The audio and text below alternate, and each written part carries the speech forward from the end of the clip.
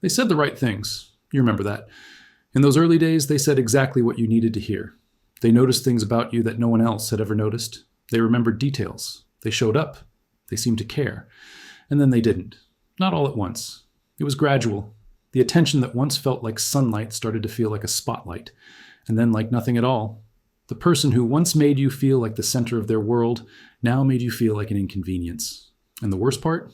You couldn't point to one thing that changed. You just knew something was different. Something was wrong.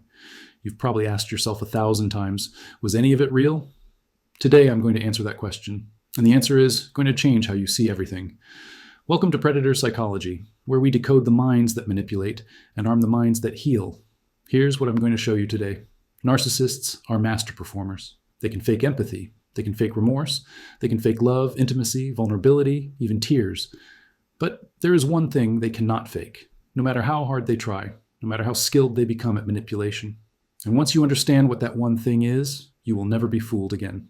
This isn't opinion. This is backed by neuroimaging studies, peer-reviewed research, and decades of clinical observation. By the end of this video, you'll have a tool that cuts through every performance, every mask, every carefully constructed illusion. The pattern is the protection. And today, you learn the pattern. So what is the one thing narcissists can never fake? Consistency. Not a single moment of care, not one convincing apology, not an isolated act of kindness. Consistency. The ability to show up the same way, day after day, month after month, when no one is watching and nothing is at stake. Anyone can be good once. Narcissists cannot be good consistently. And there's a reason for that. It's not a choice. It's not laziness. It's structural. The hardware required to sustain genuine emotional presence simply isn't there. Let me show you what I mean. In 2013, researchers used brain imaging to study people with narcissistic personality disorder. What they found was remarkable. Individuals with NPD had significantly less gray matter in a region called the left anterior insula. This is the part of the brain responsible for emotional empathy, for feeling what another person feels, for that gut-level sense of connection that makes you wince when someone else is in pain. This isn't a metaphor. This isn't a tendency. This is a tissue deficit. The neural hardware required to genuinely share another person's emotional experience is physically underdeveloped. But here's what makes this truly disturbing. The same research found that cognitive empathy, the ability to identify and understand what someone else is feeling, remains completely intact. They know you're hurting. They understand that you're sad or scared or desperate. They just don't feel it with you. This is what experts call cold empathy, the intellectual recognition without the emotional resonance. It's why they can say all the right words and still leave you feeling hollow. It's why their comfort never quite lands. It's why you've described it as feeling like talking to someone who's reading from a script. They are reading from a script. They have to. Because genuine empathy requires brain structures that never properly developed. Now, understanding this deficit explains why single moments can seem so real. They've learned the script. They know what caring looks like, what it sounds like, what gestures accompany it. In isolated moments, the performance can be flawless. But performance requires effort. Feeling does not. When you genuinely care about someone, being present with them isn't work. It's natural. It flows from who you are. But when you're performing care, every interaction is a cognitive task. You have to think about what the caring response would be. You have to monitor your face, your tone, your words. You have to sustain attention on someone else's needs when your brain is wired to constantly redirect back to yourself. Researchers have identified something called the salience network switching failure in narcissistic brains. Normal brains have a dynamic switch that shifts attention between self-focused processing and other-focused processing. In narcissists, this switch is dysfunctional. The brain gets stuck in self-referential mode. External emotional information cannot be properly processed because neural resources are perpetually redirected towards self-protective monitoring. This is why they can't sustain attention on your emotional needs. It's not that they don't want to, it's that their brains won't let them. And then there's the false self. Developmental psychologists have documented how early attachment failures force children to suppress their authentic selves and construct a protective persona. In narcissism, this false self becomes dominant. The true self, the feeling self, becomes buried or never properly develops at all. What this means is that everything the narcissist expresses roots through this constructed persona. There is no authentic base from which genuine emotion can emerge.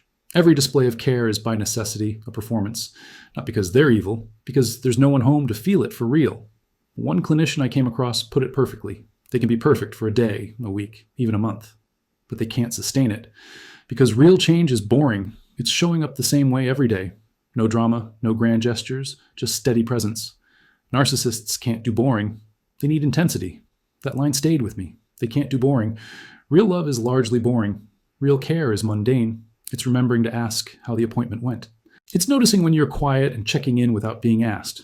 It's showing up reliably, not performing spectacularly. Narcissists can perform spectacularly. They cannot show up reliably. The performance always ends. The mask always slips. Not because they choose cruelty, but because sustained, authentic presence was never available to them. So what does this look like in your life? You might recognize the empathy disappearing act, the concern that vanished the moment they secured what they wanted, the interest that seemed genuine but proved transactional. You might recognize the words that never aligned with actions over time, the promises that weren't kept, the changes that didn't stick, the same patterns repeating despite seemingly sincere apologies. You might recognize the lack of genuine curiosity about your inner life. They asked surface questions, chocolate or vanilla. They never asked why you feel that way. Learning about your internal world held no real interest because everything ultimately centered on them. You might recognize the inability to be present during crises that didn't involve them. Your struggles were burdens. Your pain was an inconvenience. Your needs were obstacles to their comfort. And perhaps, most painfully, you might recognize the cycle itself. The overwhelming attention at the beginning, the subtle shift, the criticism, the coldness, the cruelty, then the apology, the apparent change, the relief, and then it starts again. This cycle isn't random, it's predictable. It's the inevitable failure of performance to substitute for genuine emotion over time. The beginning was intense because love bombing is a performance they've mastered. The middle became cold because performances exhaust. The end was cruel because you stopped providing the validation that made the performance worthwhile. The pattern is the pathology. And now you see it. So what do you do with this knowledge? First, stop evaluating moments. Start evaluating patterns. Anyone can apologize. Watch what happens over the next 6 months. Anyone can show up during a crisis if it makes them look good. Watch what happens when the crisis is yours and no one is watching. Anyone can say, I love you. Watch whether that love translates into consistent, boring, reliable presence.